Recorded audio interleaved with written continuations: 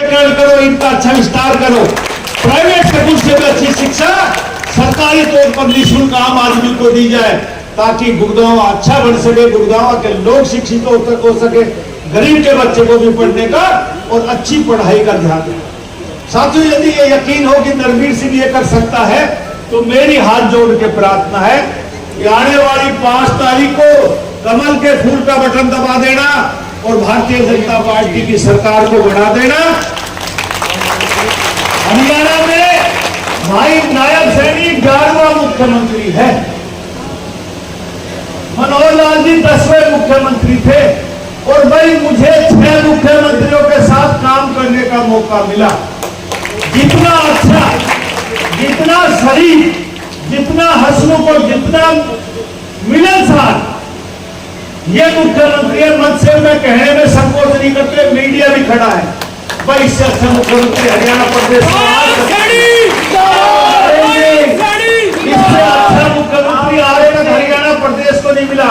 लेकिन हमारी बदकिस्मती ये है कि जिस दिन नायब सैनी ने शपथ ली, अगले दिन लोकसभा की आचार संहिता लग गई।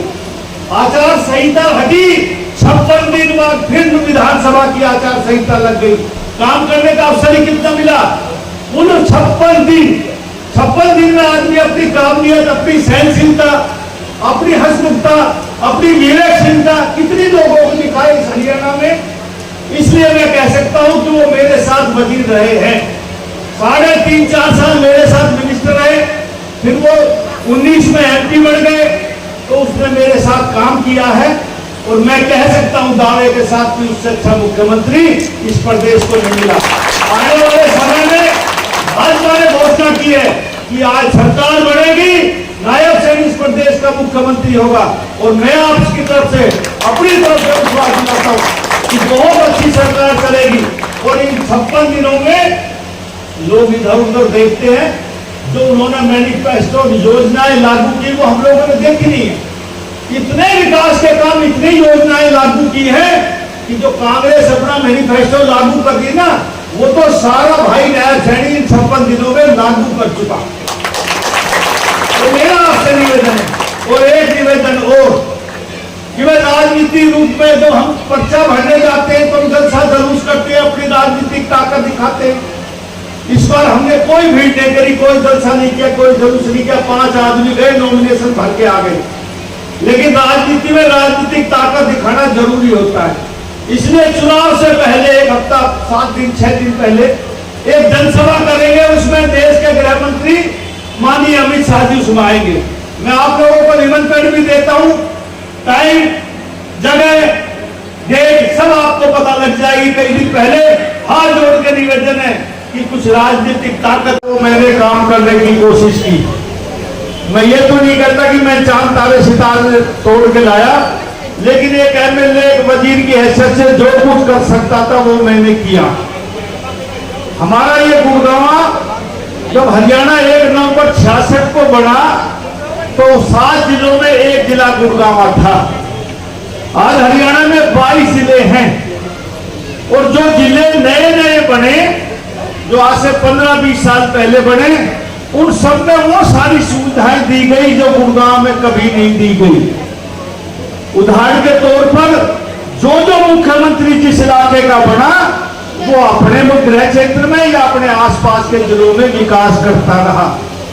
सबसे ज्यादा रेवेन्यू देने वाला जिला, जो 56% से 62% तक रेवेन्यू देता है, गुड़गांव जिला सब चीजों में वंचित रहा। और इस दक्षिण हरियाणा में रहने वाले 36 बिरादरी के लोग एक बात कहते हैं कि भाई सरकार हमारे द्वारा बनाई जाती है, और भाई हमारे ना नौकरी मिलती है और ना विकास के काम होते हैं। लेकिन 2014 में आपके आशीर्वाद से, दक्षिण हरियाणा के पूरे आशीर्वाद से, तकरीबन सारी की सारी सीटें भारतीय जनता पार्टी को दी और भारतीय जनता पार्टी की सरकार बनी। और सरकार बनने के बाद इस गुड़गांव में जो सबसे बड़ी मांग थी यूनिवर्सिटी की, वो भारतीय जनता पार्टी ने की। गुड़गांव में मेडिकल कॉलेज खोला, दुनिया का सबसे महंगा रोड द्वारका एक्सप्रेसवे बनाया, बादशाहपुर एलिवेटेड बनाया, सारे अंडरपास फ्लाईओवर बनाए, रेलवे के ऊपर सारे फ्लाईओवर बनाए और साथियों कई कॉलेज बनाए। हीरो होंडा चौक पर आपको याद होगा कि 2016 में पानी भरा, 3 दिन तक नेशनल हाईवे जाम रहा। पूरे इंटरनेशनल मीडिया ने रिपोर्ट करी। प्रधानमंत्री तक जी के टेलीफोन, गृह मंत्री उस समय राजनाथ जी होते थे, उनके टेलीफोन मुख्यमंत्री के पास आए। मुख्यमंत्री ने नरवीर सिंह की ड्यूटी लगाई कि राव साहब ये पानी खत्म होना चाहिए। हमने ऐसा इंतजाम किया, खूब बारिश पड़ती है, आपको हीरो होंडा चौक पर बारिश जल भराव नहीं मिलेगा साथियों। और हमने उसका इतना अच्छा सौंदर्यीकरण किया है जिसको बादशाहपुर रेल बोलते हैं।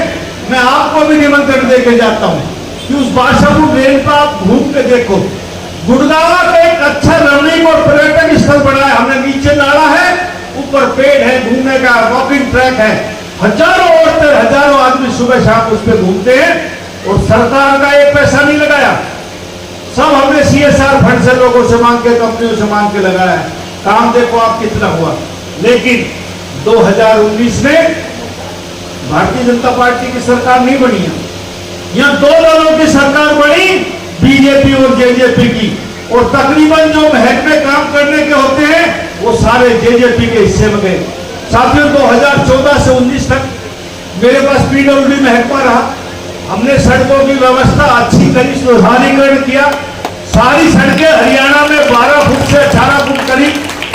लेकिन 19 के बाद मैं ये कह सकता हूं कि सरकार भाजपा का हिस्सा होने के बावजूद भी गुड़गांव में सड़कें रिपेयर नहीं हुई।